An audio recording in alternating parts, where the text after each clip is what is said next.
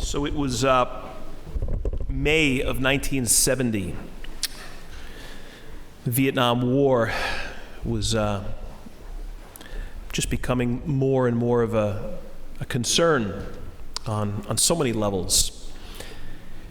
I guess it was the CIA. They were taking these pictures, these drone photos in North Vietnam, and they had pictures of this prisoner of war camp that was being constructed. It was almost complete. This village was called Sun Tay. That's where this camp was. It wasn't too far. It was only about 25 miles from the capital of the city, capital of the country, Hanoi. And there was growing concern here in the States about POWs and their treatment. Word of what was happening, I guess, was being leaked to the press, and the press was reporting it. So just concerns about torture and starvation, medical treatment being denied, terrible stuff. So they're studying these pictures, and they're taking them apparently over weeks, these satellite type pictures. And they're noticing at this camp, there are uniforms, POW uniforms, that are being laid out on the ground. And the reason they're laying on the ground is they're drying. That's what they figured was going on. They were drying them in the sun. And they didn't really think much about it. It just seemed like that's what was going on. But I guess these experts continued to just really study these photos. And they realized every time a picture was taken, different days, these clothes were laid out in this same kind of formation on the ground. Something that if you were walking by it, you wouldn't even notice it. But from above, they noticed something. And what these POWs were doing was they were trying to communicate with us, with the American government.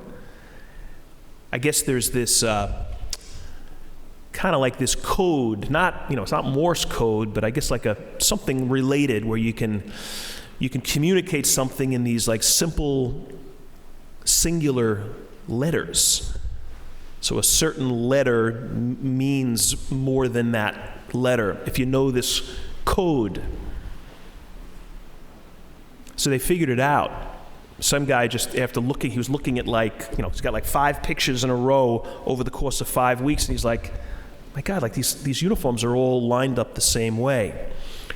And what it said was, "Come get us." That's what these POWs were trying to communicate to home. Come get us. And they did. Or they tried to.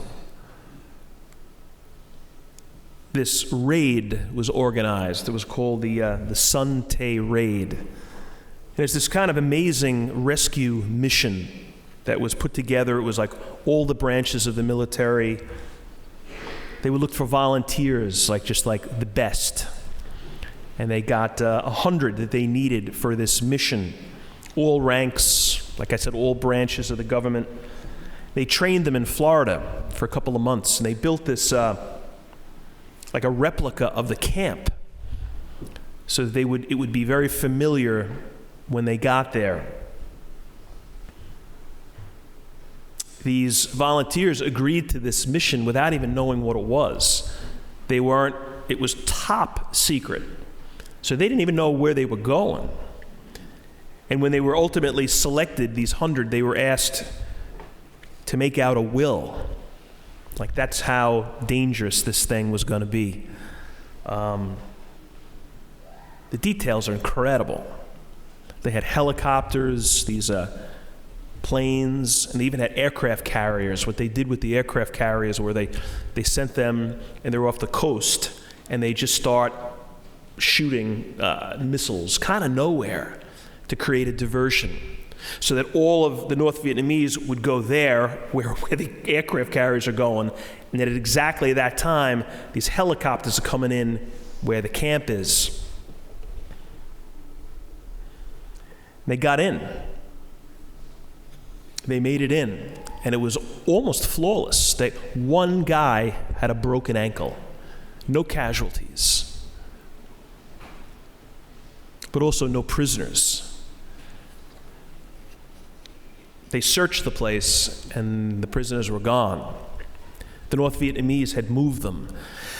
Not because they knew about this mission, it was just a bad coincidence. There was a flood in this camp a week or two before, so they moved them out. So they never got them.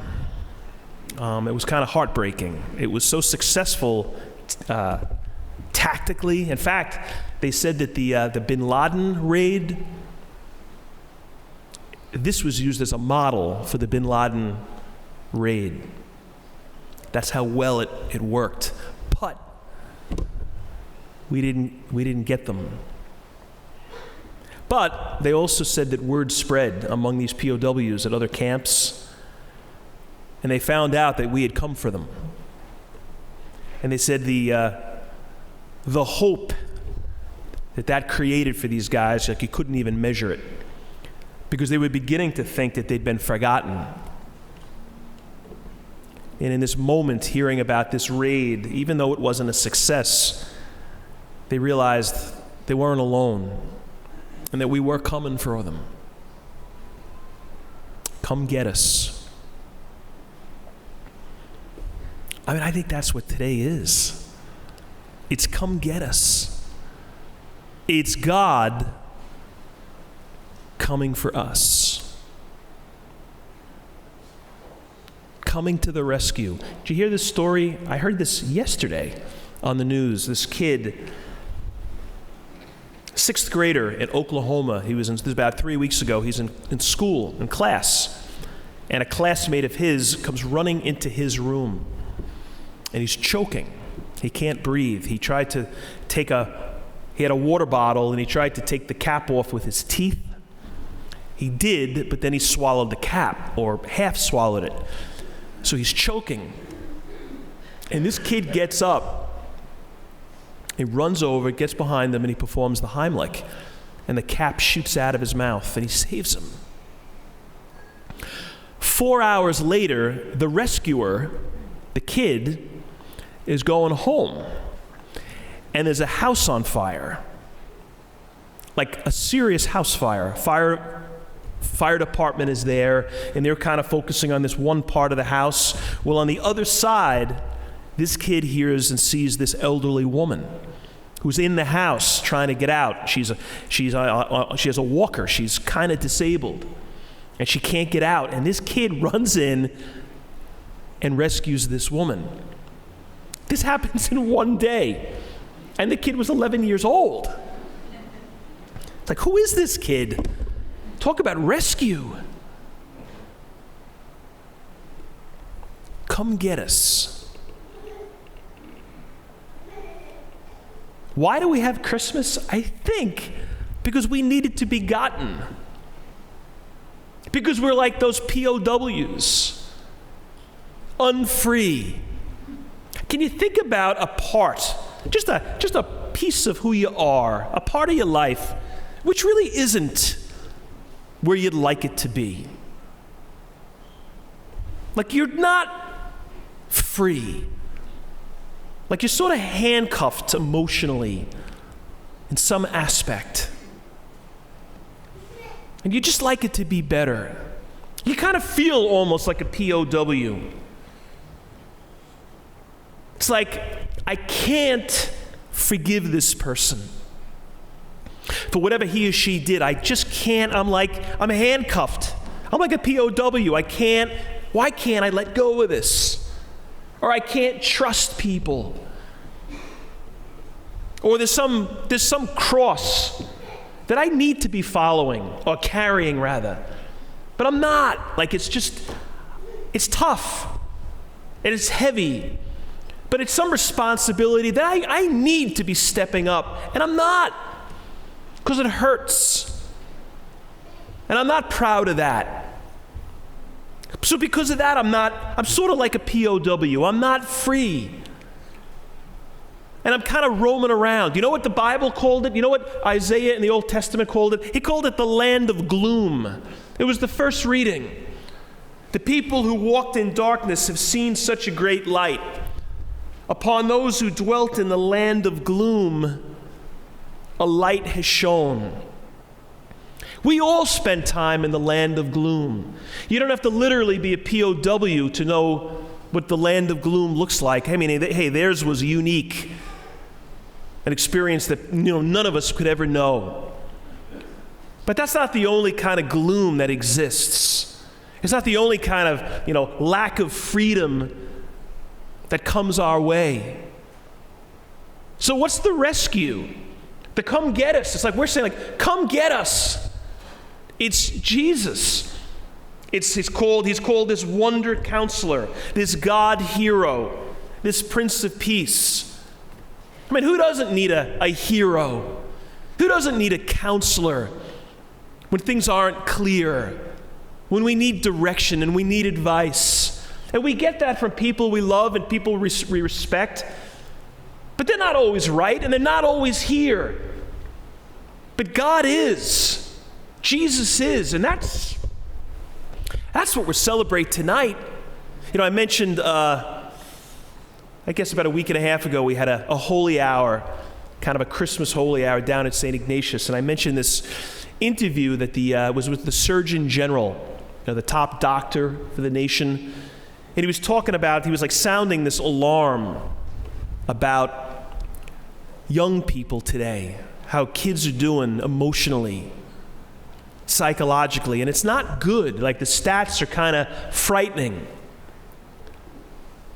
He said that 1 in 3 high school kids feels a persistent feeling of sadness or hopelessness. On one level, it's okay, if you've been in high school, who isn't sad sometimes? We're all sad at times. Hopeless? That gets a little more serious, doesn't it? It's one thing to be sad, it's another to be hopeless. Well, that's up 40% in the last 10 years. Suicide is up 57% over the same time among kids. Something's not good. Something's not right out there. I don't know, could it be? Gotta be a gazillion factors. But could one of them be that we're not letting ourselves be rescued? We're not hanging the uniforms out saying, come get us. We've forgotten who God is, who Jesus is. I mean, who doesn't know somebody who's kind of just gotten away from God in the last years? And I'm not talking about because of the pandemic, way before that. And these stats among kids, they were all pre-pandemic stats. So they're saying it's got to be worse even than those numbers in the last year and a half. That's a lot of gloom. That's a land of gloom. I wouldn't want my kid to be hopeless.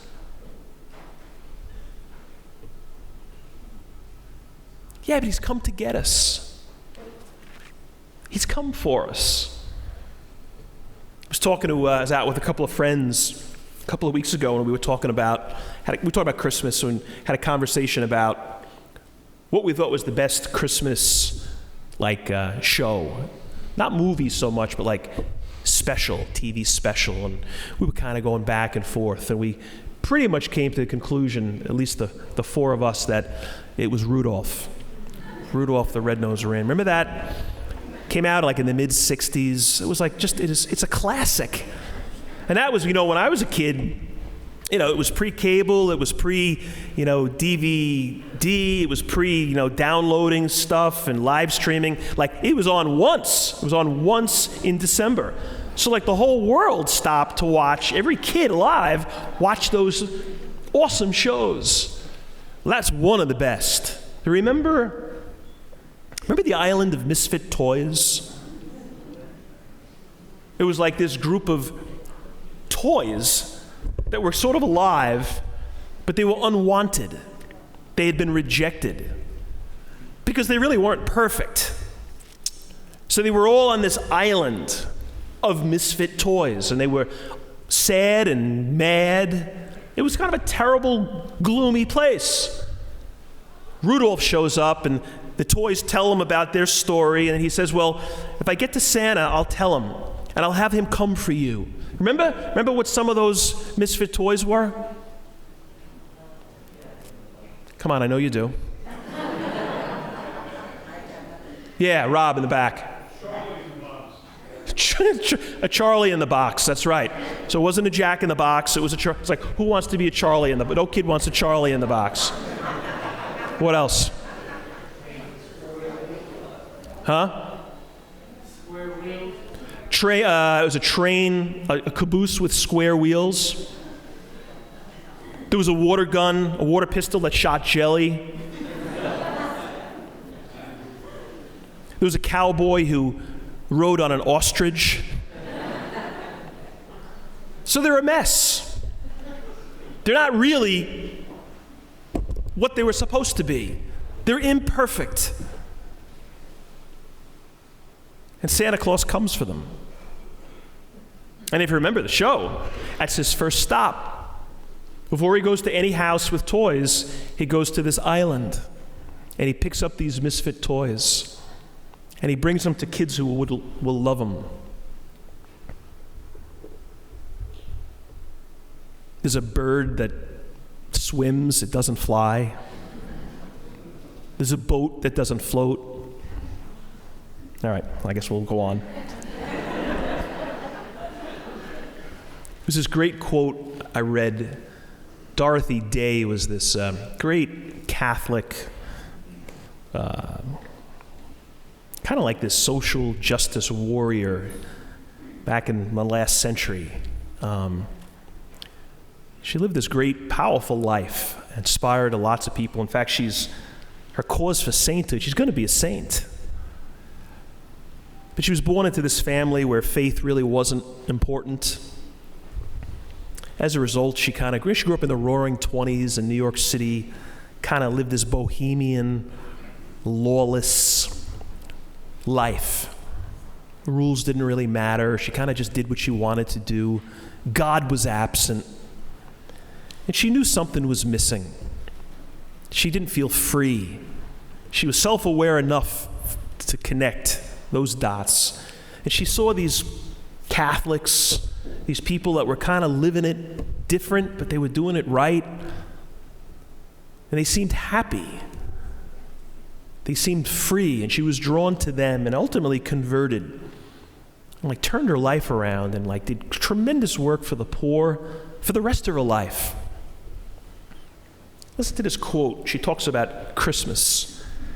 I'm so glad that Jesus was born in a stable because my soul is so much like a stable. It's far from perfect, and it's poor because of guilt and regret and inadequacies and sin. Yet, I believe if Jesus can be born in a stable, maybe he can also be born in me. In other words, it's like, come get us. Yeah, it's not perfect. You ever feel like a misfit toy? When it's just like, I wish part of who I am was different. I know I could be more than I am. And you're kind of roaming around the land of gloom. I wonder, there has to be a connection, I think, between those stats about kids and hopelessness and the other stats that we read regularly today about the sort of decrease in faith. People just not praying nearly as much as they used to. People totally checking out from church. People don't even identify with a particular religion anymore. Don't you think there's got to be some connection? Less God, more hopelessness, less prayer, more despair. Come get us. God, come get us because we need to be gotten. We need to be rescued. You know, I didn't know about that Vietnam raid story. I had never heard of that story. I don't know how many of you did. The reason I found out it was a buddy of mine is this total history buff, especially like military history, and he was telling me about it. And I was like, that's the coolest story. I was like, how come they haven't made a movie about that? How come nobody seems to know about it? And his response was dead on. He said, because we didn't get them. We didn't get them.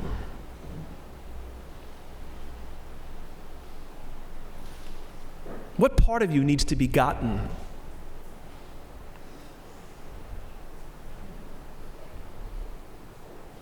You ever feel like a POW?